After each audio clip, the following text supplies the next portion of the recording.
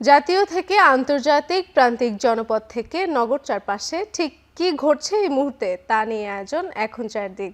আপনাদের সঙ্গে আছি আমি রোকসানা তারিন। দেশকে সুন্দরভাবে গড়ে তুলতে শিশু কিশোরদের সহযোগিতা চাইলেন প্রধানমন্ত্রী তারেক রহমান। বললেন, শিশু কিশোররা নিজেদের গড়ে তুলতে পারলে আগামীর বাংলাদেশ শক্তিশালী হবে। এ সময় সবাইকে প্রাণ প্রকৃতির যত্ন এবং গাছ লাগানোর আহ্বান জানান প্রধানমন্ত্রী। সোমবার বিকেলে নতুন কুড়ি স্পোর্টসের প্রথম আসরের সমাপনী ও পুরস্কার বিতরণী অনুষ্ঠানে যোগ দেন প্রধানমন্ত্রী তারেক রহমান। আর্মি স্টেডিয়ামে উপস্থিত শিক্ষার্থীদের শুভেচ্ছা বিনিময় করেন তিনি। এ সময় শিক্ষার্থীরাও করতালি ও উচ্ছ্বাসের মধ্য দিয়ে প্রধানমন্ত্রীকে স্বাগত জানান। বিভিন্ন ডিসিপ্লিনের খেলা দেখেন প্রধানমন্ত্রী। পরে বক্তব্যে প্রধানমন্ত্রী বৃক্ষরোপণ, পশু পাখি ও পরিবেশের যত্ন সহ দেশের কল্যাণে কাজ করতে স্কুলের শিক্ষার্থীদের উদ্বুদ্ধ করেন। বলেন, খেলাধুলা ও পড়াশোনা সহ মেধাভিত্তিক সকল খাতে প্রতিভাবান শিশু কিশোরদের সহযোগিতা করতে সরকার প্রস্তুত। প্রধানমন্ত্রী বলেন, বাংলাদেশে অনেক সমস্যা রয়েছে।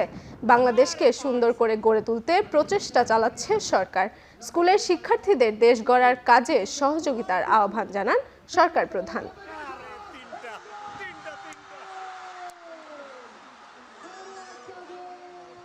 তোমরা যে পড়ালেখা করতে চাইবে সরকার থেকে আমরা তার ব্যবস্থা করবো যাতে সে ভালো করে পড়ালেখা করতে পারে। তোমরা যে গান গাইতে চাইবে, যে ছবি আঁকতে চাইবে, যে খেলাধুলা করতে চাইবে, আমরা সব রকম তোমাদেরকে সহযোগিতা করার সর্বোচ্চ চেষ্টা করবে সরকার। পড়ার সময় মন দিয়ে পড়তে হবে, কিন্তু খেলার সময় একইভাবে মন দিয়ে খেলতে হবে। আরেকটি তোমাদের কাছে আমি সহযোগিতা চাই। তোমরা নিশ্চয়ই দেখেছো রাস্তা দিয়ে হেঁটে যাওয়ার সময় তোমার বাসার আশেপাশে অনেকে বিভিন্ন রকম ময়লা ফেলে যায়, বিভিন্ন রকম প্লাস্টিকের বোতল ফেলে যায়, সেটি পুকুর হোক, নদী নালা হোক, বাসার আশেপাশে। এখন থেকে যদি এরকম কোনো দৃশ্য তোমাদের চোখে পড়ে, প্লিজ তোমরা তাকে বারণ করবে। দরকার হলে সেই ময়লাটি তোমরা তুলে নিয়ে গিয়ে যেইখানে ময়লা ফেলার জায়গা নির্দিষ্ট সেই জায়গায় ময়লা ফেলতে হবে। সরকারের সমালোচনার পাশাপাশি ভালো কাজের প্রশংসা করার আহ্বান জানিয়েছেন প্রধানমন্ত্রী তারেক রহমান। এছাড়াও স্বাধীন গণমাধ্যম ও সাংবাদিকদের জন্য নীতিমালা প্রণয়নের সম্পাদকদের সহযোগিতা করার আহ্বান জানান প্রধানমন্ত্রী। সচিবালয়ে প্রধানমন্ত্রীর সঙ্গে ন্যাশনাল এডিটর্স কাউন্সিলের ৮ সদস্যের প্রতিনিধি দল বৈঠক করতে এলে এসব কথা বলেন তিনি। বৈঠক শেষে সংগঠনটির যুগ্ম আহ্বায়ক ও দৈনিক আমার দেশ পত্রিকার সম্পাদক মাহমুদুর রহমান বলেন, সংবাদ প্রকাশের কারণে সাংবাদিকদের গ্রেপ্তার করতে হলে আগে সমন জারি করার বিধান চালুর আহ্বান জানিয়েছেন পত্রিকার সম্পাদকরা। পাশাপাশি প্রেস কাউন্সিল গঠন এবং বন্ধ হয়ে যাওয়া প্রেস ট্রাস্টকে পুনরায় কার্যকর করার দাবি জানান তারা। গণমাধ্যম স্বাধীনতা ও সাংবাদিকদের প্রশ্ন করার নিশ্চিত করতে প্রধানমন্ত্রীর কাছে আহ্বান জানানো হয়েছে। বৈঠকে তথ্য প্রতিমন্ত্রী ও তথ্য উপদেষ্টা উপস্থিত ছিলেন। সাংবাদিকদের প্রশ্ন করার অধিকার যেন খর্ব করা না হয়, এবং যেটা আমরা হাসিনার ফ্যাসিস্ট আমলে দেখতে পেয়েছি যে প্রশ্ন করার অপরাধে কিভাবে মানুষের প্রতি জুলুম করা হয়েছে এবং চাটুকার বৃত্তি একেবারে সব সীমা লঙ্ঘন করে গেছিল। কোনো সাংবাদিকে তার দায়িত্ব পালনের জন্য সরাসরি যেন গ্রেফতার করা না হয়।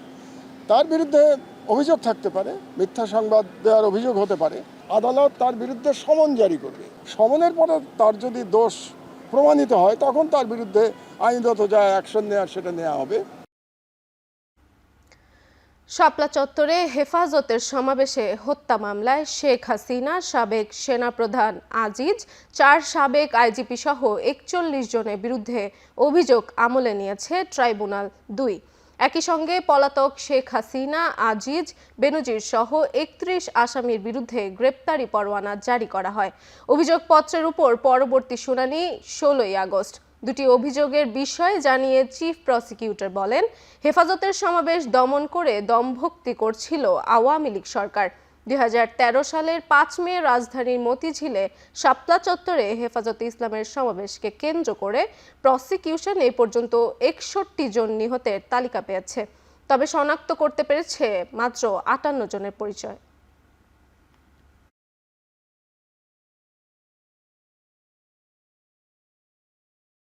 একটি ইসলামিক গোষ্ঠী অথবা একটি ইসলামিক গ্রুপকে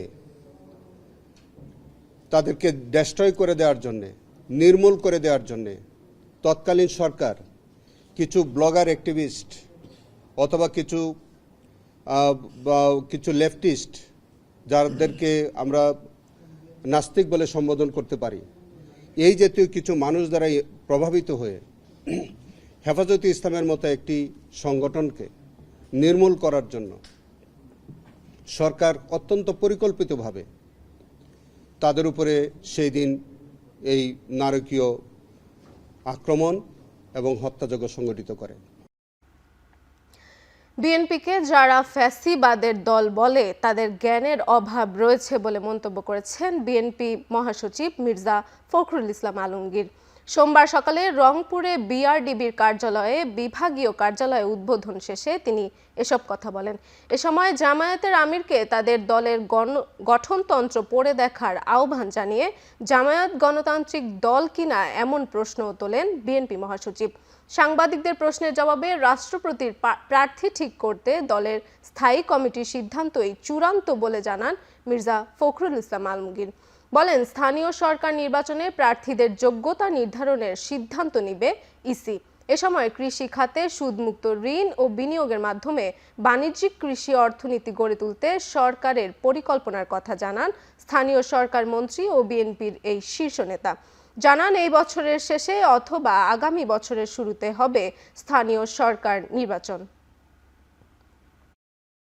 সংবিধান অনুযায়ী যথাসময়ে রাষ্ট্রপতি নির্বাচন হবে এবং দল সিদ্ধান্ত নেবে কাকে সেখানে মনোনয়ন দেওয়া হবে।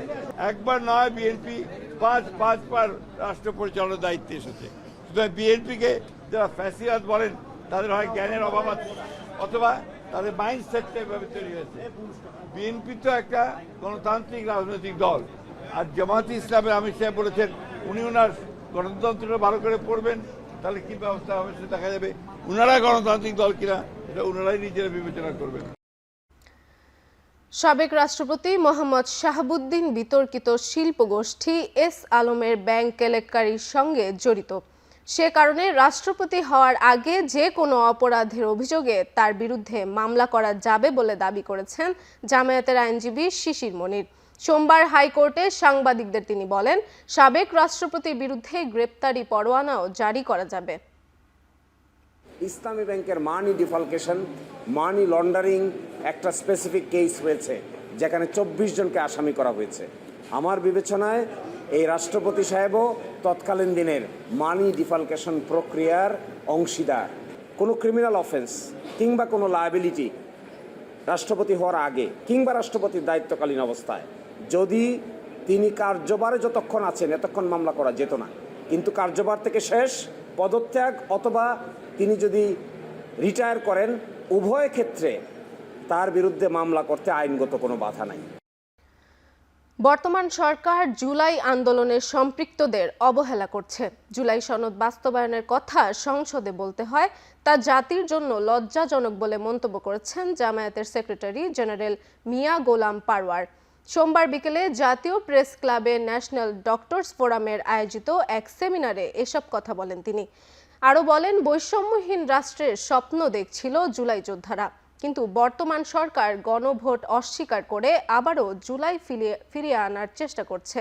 তাই সরকারকে দ্রুত গণভোটের রায় বাস্তবায়নের আহ্বান জানান জামায়াতের সেক্রেটারি জেনারেল। বলেন, সংবিধান সংশোধন নয়, সংস্কার চায় দেশের মানুষ।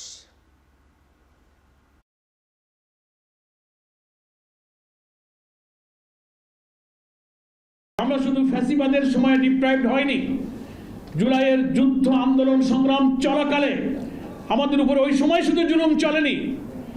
যারা জুলাই বিপ্লবের বেনিফিশিয়ারি হয়ে আজকে ক্ষমতায় অধিষ্ঠিত হয়েছেন তারাও এখন জুলাই যোদ্ধাদেরকে ডিপ্রাইভ করছে। সিভিল সোসাইটি টক শোতে দেশকে যারা ভালোবাসেন তারা যে কথাটা বলছেন, ক্ষমতাসীন দল যারা জুলাই বিপ্লবের বেনিফিশিয়ারি তারা আবার ফ্যাসিবাদের পথেই কিন্তু হাঁটতে শুরু করেছে। রাজনৈতিক ভুলের কারণে আবার যেন ফ্যাসিবাদের উত্থান না ঘটে সেদিকে সবাইকে সতর্ক থাকতে হবে, এমন মন্তব্য করেছেন প্রধানমন্ত্রীর রাজনৈতিক উপদেষ্টা বিএনপির সিনিয়র যুগ্ম মহাসচিব রুহুল কবির রিজভী। সোমবার বিকেলে রাজধানীর বসুন্ধরায় নর্থ সাউথ বিশ্ববিদ্যালয়ে আয়োজিত জুলাই গণ অভ্যুত্থান ২৪ স্মরণ অনুষ্ঠানে তিনি এসব কথা বলেন। তিনি বলেন, ফ্যাসিবাদকে পরিহার করতে সবার আগে মানসিকতার পরিবর্তন জরুরি।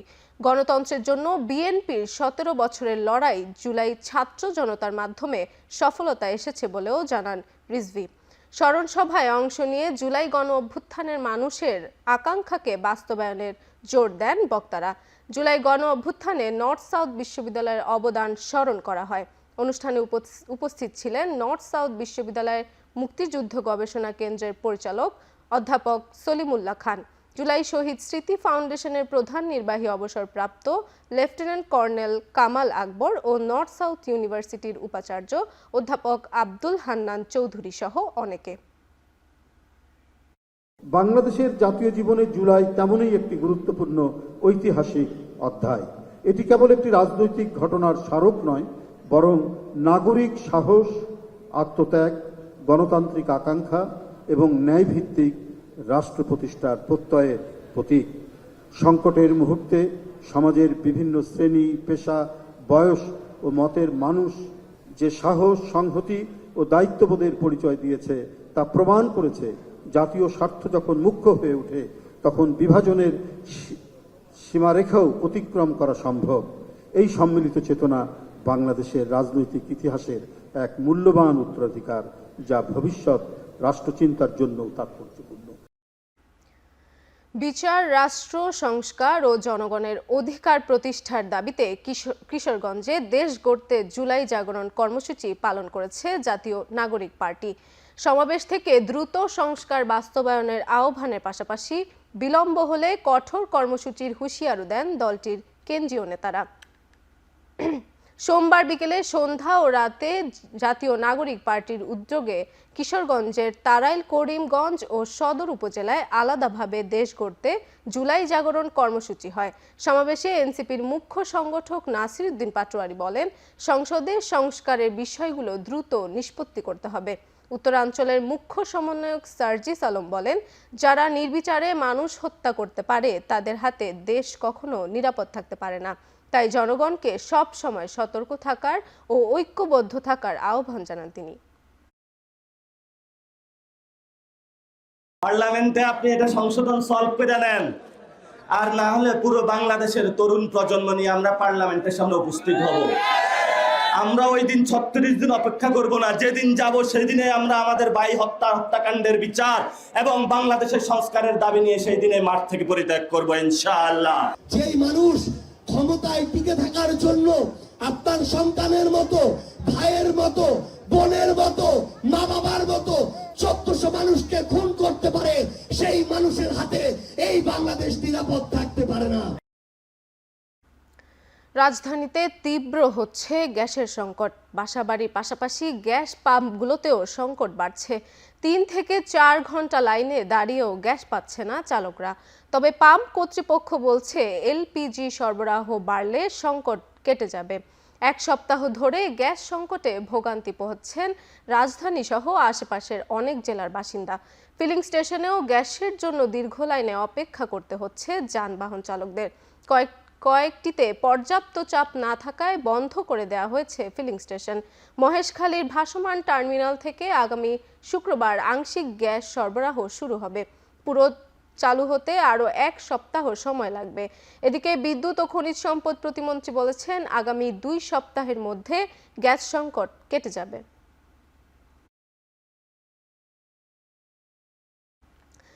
দেশে তরলীকৃত প্রাকৃতিক গ্যাস এলএনজি সহ সরবরাহ স্বাভাবিক করতে বন্ধ থাকা ভাসমান এলএনজি টার্মিনাল আগামী শুক্রবার নাগাদ আংশিক চালু হতে পারে বলে জানিয়েছেন রূপান্তরিত প্রাকৃতিক গ্যাস কোম্পানি লিমিটেডের উপমহাব্যবস্থাপক প্রকৌশলী মোহাম্মদ নাসির উদ্দিন।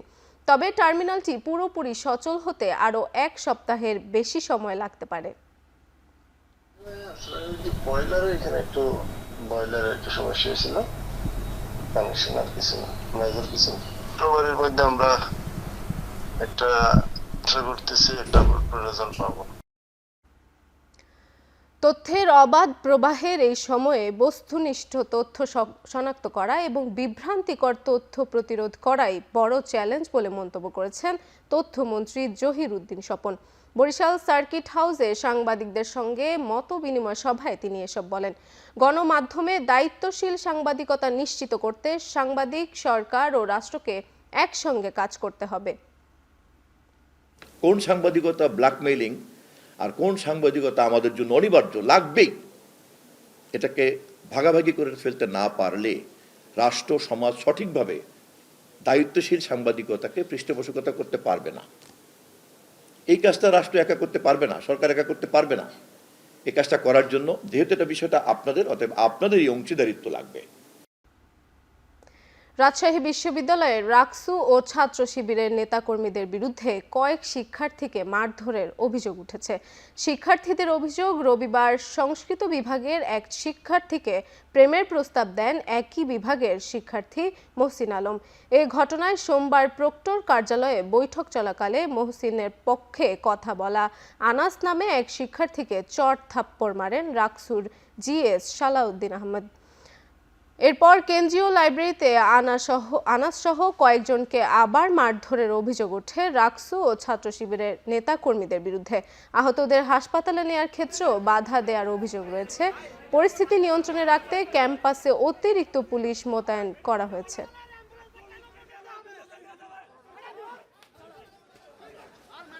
ইদানিং দেয়ালে দেয়ালে দেয়াল লিখন, পোস্টার লিখন সহ বিশ্ববিদ্যালয় শিক্ষার্থী সহ ছাত্রলীগের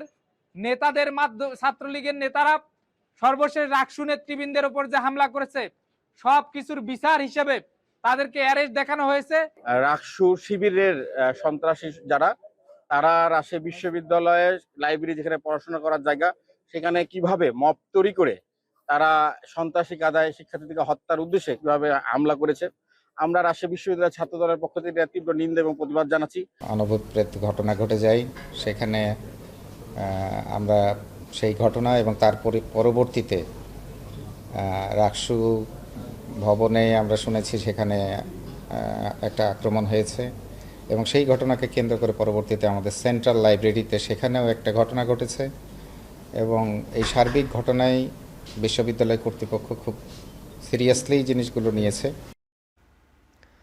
ময়লার টেন্ডার, ফুটপাত দখল ও এলাকার আধিপত্য নিয়ে রাজধানীর পল্লবীতে যুবদল নেতা ইউসুফ খুন হয়েছে, তবে মূল টার্গেট ছিল ডিসবাবু।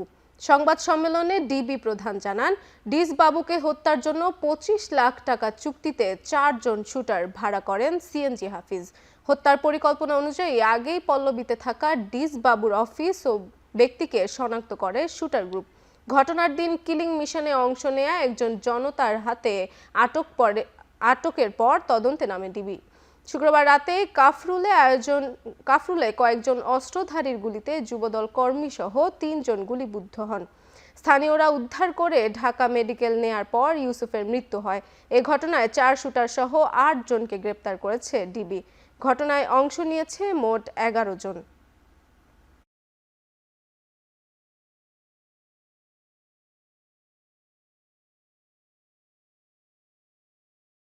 ময়লা দখল, কিছু জমি জমা দখল, ফুটবল দখল, এগুলো নিয়ে বিরোধ আমরা প্রাথমিকভাবে যেটা জেনেছি।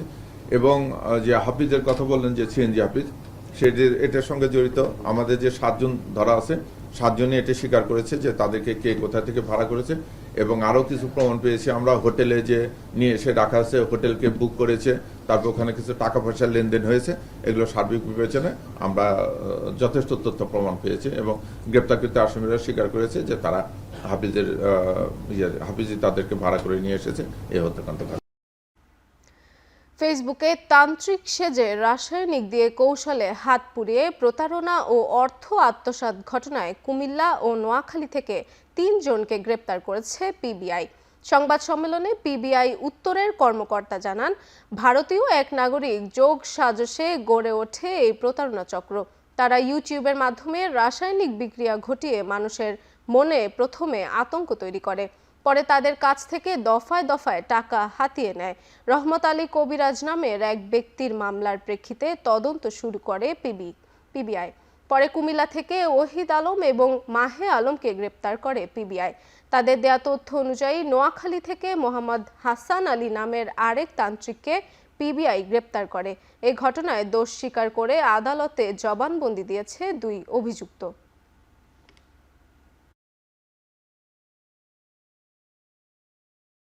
তারা ইউটিউবে দেখেছেন যে পটাশিয়াম পারম্যাঙ্গানেটের সাথে চিনি বা মিষ্টি বা রসালো চিনি জাতীয় কিছু দিলে এখানে আগুনের উৎপত্তি হয়। সেই ইউটিউবে দেখে তারা এটা তার মাথায় আসে, এই প্রতারণার কৌশল তাদের মাথায় আসে এবং আমরা যেটা পাইছি ওনারা হচ্ছে বেদে সম্প্রদায়ের লোক। তারা বেদে সম্প্রদায়ের লোক এবং তারা আমাদেরকে আরও কিছু তথ্য দিচ্ছে যে তারা এই ধরনের প্রতারণা শুধু বাংলাদেশে না ভারতেও করে। ভারতের পেমেন্টটা হয় হচ্ছে গুগল পেতে এবং তারপরে এইটা হুন্ডির মাধ্যমে তারা দেশে নিয়ে আসে। জুলাই আন্দোলনের সময় লুণ্ঠিত পুলিশের আরও দুটি আগ্নেয়াস্ত্র উদ্ধার করেছে চট্টগ্রাম মেট্রোপলিটন পুলিশ। নগরীর ডবলমুরিং থানার ঝর্ণাপাড়া এলাকায় অভিযান চালিয়ে এসব অস্ত্র উদ্ধার করা হয়। পুলিশ জানায় অভিযানের সময় সন্ত্রাসীদের সঙ্গে গুলি বিনিময়ের ঘটনা ঘটে। সন্ত্রাসীদের ছোড়া গুলি ও ইটপাটকেলের আঘাতে কয়েকজন পুলিশ সদস্য আহত হন। পরে ঘটনাস্থল থেকে মোহাম্মদ আলমগীর নামে এক ব্যক্তিকে গ্রেপ্তার করা হয়।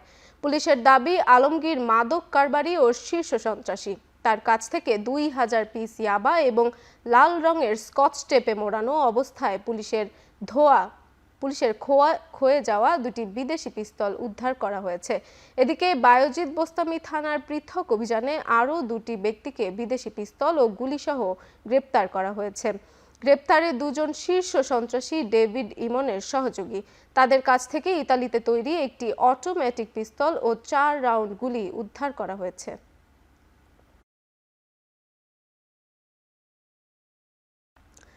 $2026 সালের এসএসসি ও সমমানের পরীক্ষার ফলাফল প্রকাশ করা হবে আগামী 10 আগস্ট। সোমবার বিকেলে গণমাধ্যমকে এ তথ্য নিশ্চিত করেছেন মাধ্যমিক ও উচ্চশিক্ষা বিভাগের সচিব মোহাম্মদ আব্দুল খালেক। পূর্ব ঘোষণা অনুযায়ী 20 জুলাই এসএসসির ফলাফল প্রকাশের কথা ছিল, কিন্তু প্রস্তুতি শেষ না হয় তা পিছিয়ে যায়। ঢাকা বোর্ডের চেয়ারম্যান অধ্যাপক সৈয়দ আখতারুজ্জামান জানান, সব প্রস্তুতি এরই মধ্যে শেষ হয়েছে। সারা দেশে একযোগে এসএসসির ফল প্রকাশ করা হবে আগামী 10 আগস্ট। চলতি বছরের পরীক্ষা শুরু হয় 21 এপ্রিল, পরীক্ষা চলে 20 মে পর্যন্ত। এরপর ব্যবহারিক পরীক্ষা নেওয়া হয় 2টি বোর্ডের অধীনে। এবছর পরীক্ষায় অংশ নেন 18,57,000-এর বেশি শিক্ষার্থী। আমাদের ঢাকা শিক্ষা বোর্ড চেয়ারম্যান এবং আন্তঃশিক্ষা বোর্ড চেয়ারম্যান হিসাবে আমি ইতিমধ্যে একটা প্রেস ব্রিফ করেছি যে আগামী 10 আগস্ট বাংলাদেশের এসএসসি ও সমমান পরীক্ষা 2026 এর ফলাফল আনুষ্ঠানিকভাবে ঘোষণা করা হবে। প্রাথমিক ও গণশিক্ষা প্রতিমন্ত্রী ববি হাজ্জাজ বলেছেন, হাওড়া অঞ্চলের শিক্ষার্থীদের বাস্তবতা বিবেচনায় সেক্টর ভিত্তিক পরিকল্পনা প্রণয়ন করা হচ্ছে, যাতে দীর্ঘদিনের সমস্যাগুলোর টেকসই সমাধান সম্ভব হয়। সোমবার দুপুরে সুনামগঞ্জের পিটিআই স্কুল পরিদর্শন শেষে সাংবাদিকদের সঙ্গে আলাপকালে তিনি এসব কথা বলেন। প্রতিমন্ত্রী জানান, হাওড়া অঞ্চলের শিক্ষা ব্যবস্থাকে আরও কার্যকর ও শিক্ষা বান্ধব করতে নতুন পরিকল্পনা নিচ্ছে সরকার। সুনামগঞ্জে সম্প্রতি সংশ্লিষ্ট কর্মকর্তাদের নিয়ে দীর্ঘ বৈঠকে হাওড়া অঞ্চলের শিক্ষা খাতের বিভিন্ন সমস্যা ও সমাধান নিয়ে বিস্তারিত আলোচনা হয়েছে। শিক্ষার্থীদের যাতায়াত সহজ করতে নৌকার ব্যবস্থা, স্থানীয় ব্যবস্থার সঙ্গে মিল রেখে বিদ্যালয়ের সময়সূচি পুনর্নির্ধারণ এবং শিক্ষা সেবার মনোন্নয়নের প্রয়োজনীয় উদ্যোগ নিয়েছে সরকার। কক্সবাজারে কাভার্ড ভ্যানের সঙ্গে অটোরিকশার সংঘর্ষে 2 বোন সহ 3 জন নিহত হয়েছেন। আহত হয়েছেন আরও 3 জন। রামু উপজেলায় স্কুল পাহাড় এলাকায় এ ঘটনা ঘটে। প্রত্যক্ষদর্শীরা জানায়, আদালতে পারিবারিক একটি মামলার শুনানি শেষে সিএনজি অটোরিকশার বাড়ি ফিরছিলেন 2 বোন। পথে বিপরীত দিক থেকে আসা একটি কাভার্ড ভ্যানের সঙ্গে অটোরিকশার সংঘর্ষ হয়। পুলিশ জানায়, অটোরিকশাটিতে চালক সহ 6 জন আরোহী ছিল। ঘটনাস্থলে নিহত হয় 1 জন। গুরুতর আহতদের উদ্ধার করে হাসপাতালে নেওয়া হলে চিকিৎসাধীন অবস্থায় মারা যায় 2 জন। আহত অপর 3 জন বর্তমানে হাসপাতালে চিকিৎসাধীন রয়েছেন।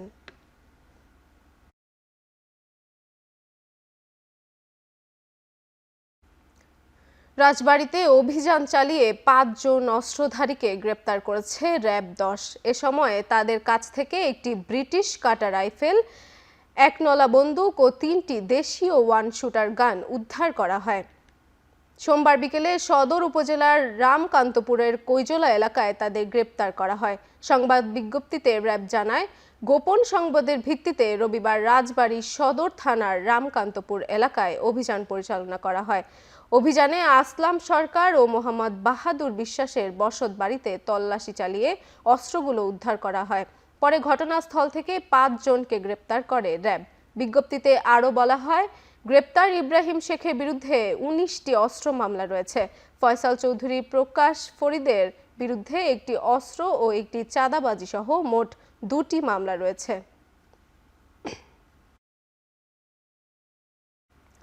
ডিজিটাল প্ল্যাটফর্মের মাধ্যমে যমুনা ব্যাংকের 25তম বার্ষিক সাধারণ সভা ভার্চুয়ালি অনুষ্ঠিত হয়েছে। এতে সভাপতিত্ব করেন ব্যাংকের পরিচালনা পর্ষদের চেয়ারম্যান বেলাল হোসেন। সভায় 31 ডিসেম্বর 2025 সমাপ্ত বছরের ব্যাংকের নিরীক্ষিত আর্থিক বিবরণী উপস্থাপন ও অনুমোদন করা হয়। একই সঙ্গে পরিচালনা পর্ষদ কর্তৃক সুপারিশ করা হয় 19% নগদ লভ্যাংশ শেয়ার হোল্ডারদের সর্বসম্মতিক্রমে অনুমোদিত হয়। সভায় ব্যাংকের ধারাবাহিক অগ্রযাত্রার আস্থা, সহযোগিতা ও সমর্থনের জন্য শেয়ার হোল্ডার, গ্রাহক ও অংশীজনদের প্রতি আন্তরিক কৃতজ্ঞতা প্রকাশ করা হয়। পাশাপাশি উদ্ভাবন, সুশাসন ও গুণগত গ্রাহক সেবা টেকসই প্রবৃদ্ধির মাধ্যমে যমুনা ব্যাংকের কার্যক্রম আরও শক্তিশালী করার প্রতিশ্রুতি পুনর্ব্যক্ত করা হয়। সভায় ব্যাংকের পরিচালক, স্বতন্ত্র পরিচালক, ব্যবস্থাপনা পরিচালক ও সিইও মির্জা ইলিয়াস উদ্দিন আহমেদ সহ শেয়ার হোল্ডাররা উপস্থিত ছিলেন।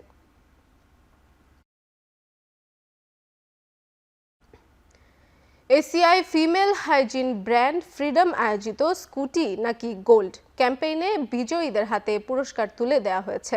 রাজধানীর আলোকি কনভেনশন সেন্টারে ফ্রিডম ফিয়েস্তার শীর্ষক এক অনুষ্ঠানের মাধ্যমে বিজয়ীদের স্কুটি ও গোল্ড কয়েন হস্তান্তর করা হয়। পাশাপাশি ভোক্তাদের ব্যাপক সাড়ার প্রেক্ষিতে ক্যাম্পেইনটির মেয়াদ আগামী আগস্ট 2026 পর্যন্ত বাড়ানো হয়েছে।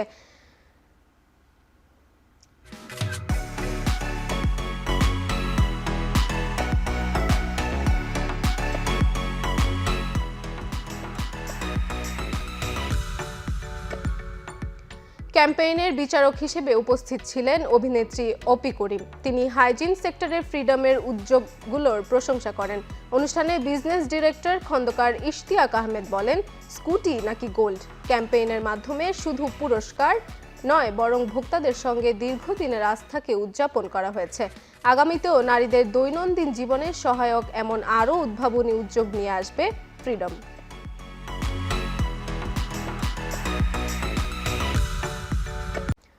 এবার দেশের বাইরের খবর। ভারতের বেঙ্গালুরুতে স্থানীয় এক চিকিৎসকের হামলায় শিকার হয়েছেন এক বাংলাদেশি দম্পতি। পরে অভিযুক্ত ডক্টর নাগেন্দ্র পুলিশের হাতে গ্রেপ্তার হলেও আদালতে জামিন পান। পুলিশ জানায়, বেঙ্গালুরুর বেত্তাদাসাপুরা এলাকায় বসবাসকারী 23 বছর বয়সী নাসরিনা বিলাল ও তার স্বামী মোহাম্মদ বিলাল এই হামলার শিকার হন। দম্পতির অভিযোগ, রাস্তায় চিকিৎসক নগেন্দ্র হুট করেই তাদের নাগরিকত্ব নিয়ে প্রশ্ন তোলেন। তাদের বাংলাদেশি জাতীয়তা নিয়ে হিন্দিতে গালিগালাজ করেন। কথা কাটাকাটির এক পর্যায়ে তাদের উপর হামলা করে বসেন। তাদের অভিযোগের ভিত্তিতে পুলিশ চিকিৎসককে হেফাজতে নেয়। পরে ডক্টর নাগেন্দ্র আদালতে জামিন পান। যুক্তরাষ্ট্রের সিয়াটলে ফুড ফেস্টিভ্যালে বন্দুকধারীর গুলিতে 3 জন নিহত হয়েছেন। আহত হয়েছেন এক শিশুসহ আরও 4 জন। এদের মধ্যে একজনের অবস্থা আশঙ্কাজনক। প্রত্যক্ষদর্শীরা জানান, স্থানীয় সময় সন্ধ্যা 6টার দিকে সিয়াটল সেন্টারে আয়োজিত ফুড ফেস্টিভ্যাল উৎসবের সময় অতর্কিত গুলির শব্দে কেঁপে ওঠে চারপাশ। এ সময় দিকবিদিক ছোটাছুটি শুরু করেন উপস্থিত মানুষ। পরে ঘটনাস্থল জড়িত সন্দেহে সন্দেহভাজন একজনকে আটক করে সিয়াটল পুলিশ। এছাড়াও বন্দুক হামলায় ঘটনার জড়িত আরও একজনের খোঁজে অভিযান চালাচ্ছে পুলিশ। সিয়াটল সেন্টারে প্রতি বছর বাইট অফ সিয়াটল নামে জমজমাট খাবারের উৎসব আয়োজন করা হয়, যেখানে অংশ নেন হাজার হাজার মানুষ।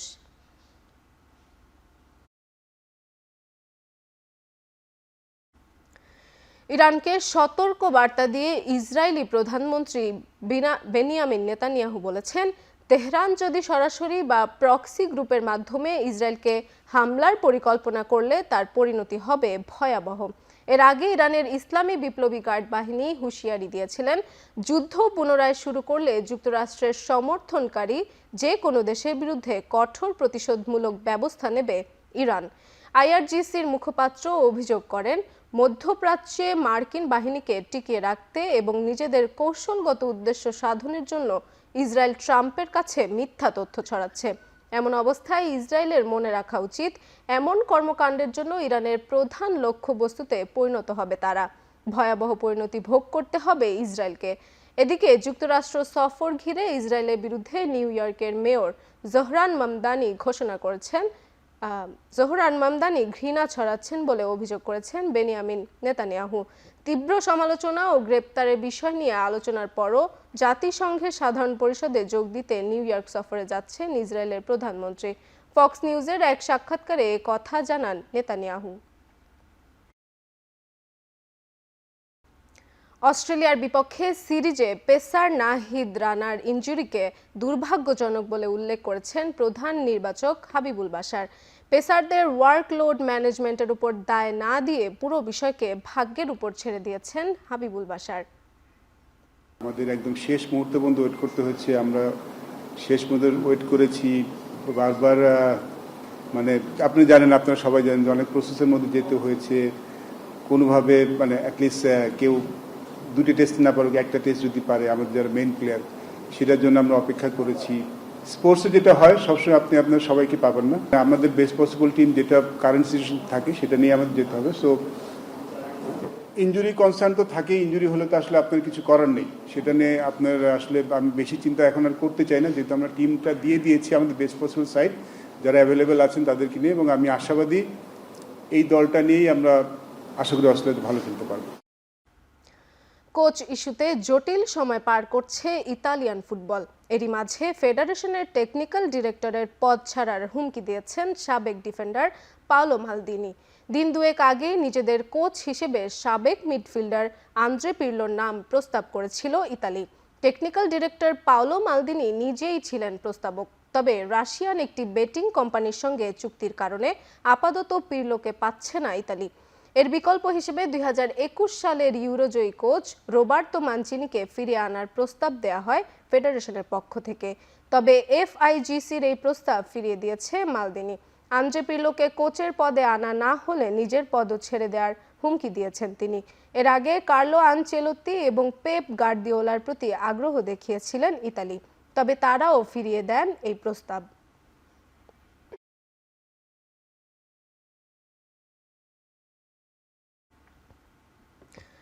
শেষ করছি এখন চারদিক। আমাদের সঙ্গে থাকার জন্য ধন্যবাদ।